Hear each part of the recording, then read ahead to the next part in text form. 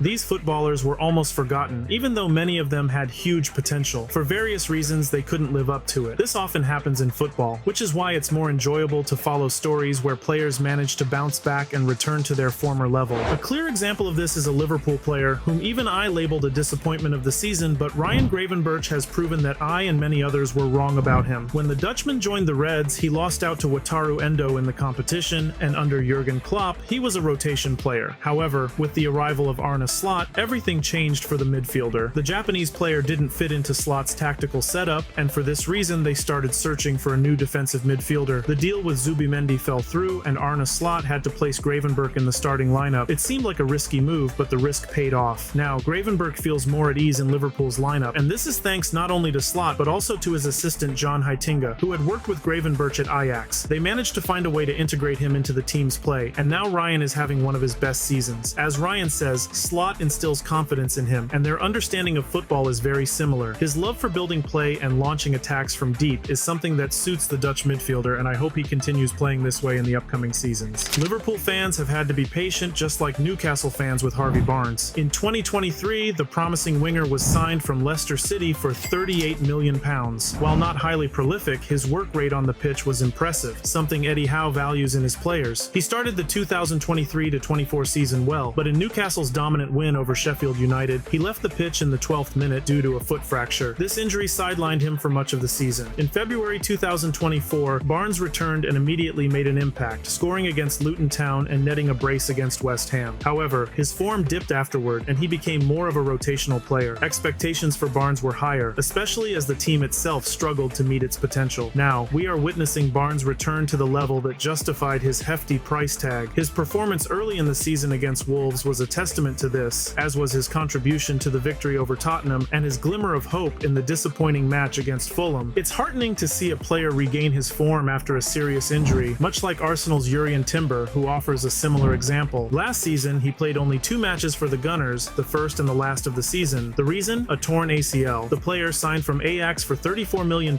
endured the painful process of recovering from this devastating injury. Hopes that he would become an immediate first-team regular were quickly shattered. Despite his nearly year-long absence from the pitch, Mikel Arteta maintained faith in the Dutch defender, and rightly so. In the first match of this season, Timber came on as a substitute in a defensive midfield role. He then occasionally played as a left fullback, but later moved to the right side of the defense following Ricardo Calafiore's arrival and Ben White's injury. Although White is a solid defender, his functional limitations have become apparent, whereas Timber has demonstrated exceptional vision, a sublime first touch, and top-tier crossing ability. His performance against Leicester was particularly impressive, showcasing his superiority. Timber continues to exhibit an incredible level of play, and it seems unlikely that he will easily give up his starting spot when Ben White returns. However, even if Timber doesn't secure his place in the starting lineup, he could follow in the footsteps of Emile Smith Rowe, who left Arsenal this summer to join Fulham for £34 million. For Arsenal fans, it was heartbreaking to see one of the most talented players from their academy leave the club. Emile Smith Rowe consistently performed at a high level but simply didn't fit into Mikel Arteta's tactical plans. Smith Rowe is a creative player who excels at finding space between the lines and advancing the ball with pace. Arteta's attempts to use Smith Rowe in a new position were unsuccessful, and rather than hinder the player's career, he chose to sell him to another London club. Despite his history of injuries, Smith Rowe is now playing regularly, starting matches and scoring goals again. Emile himself has stated that he feels confident and liberated at his new club, where he can play his preferred style of football without limitations on his abilities. While Arsenal fans may feel sad to see him go, many are happy to see their academy graduate thriving. A similar sentiment can be shared by Manchester United fans about Scott McTominay, another homegrown talent sold this summer to Napoli. Many considered the Scottish footballer's move to an Italian club one of the strangest decisions for both the player and the Italian team. It was unclear why Antonio Conte needed him, or whether Scott McTominay could quickly adapt to life in Italy. However, as we can see, this £25.7 million transfer has turned out to be one of the best decisions for both the player and the club. At Manchester United last season, McTominay was a rotational player who even scored crucial goals, often saving Erik ten Hag from dismissal. Yet this role didn't satisfy the Scotsman. With McTominay's arrival, Conte deviated from his traditional formations and crafted a hybrid role for Scott, positioning him as a fourth forward. So far, this experiment has paid off. Napoli leads Serie A, and McTominay has become a key player for the club. His partnership with Romelu Lukaku is one of the most intriguing in the league. We'll see how the season unfolds and whether Scott can help Napoli win the league. Another footballer who moved from from the Premier League to Serie A and managed to revive his career is Nuno Tavares, who Lazio signed on loan from Arsenal with an option to buy. 3 years ago, the Gunners purchased the left-back from Benfica, a move that seemed like a gamble since he wasn't even a regular starter. It's likely the club brought him in as a backup option for Kieran Tierney, who suffered an injury that paved the way for the Portuguese player to feature in the starting lineup. However, to put it mildly, he didn't impress, making numerous mistakes due to his lack of experience. A loan spell was the logical solution to help Tavares gain more playing time. He was first sent to Marseille, where he performed steadily, scoring 6 goals in 31 matches. He then moved to Nottingham Forest on loan, but that stint was a failure for all parties involved. This season, Arsenal decided to send him to Italy, and as we can see, it was the right decision. At Lazio, Tavares has started playing with more confidence, showing a willingness to take on responsibility and find teammates with incisive passes. As of the making of this video, he has provided 8 assists in 10 matches, which is impressive. In my opinion, Lazio has acquired a high-quality player who could serve them well for years to come. Another former Arsenal player whose career is just beginning to stabilize at 29 years old is Nicolas Pepe. Once purchased by the Gunners for £72 million,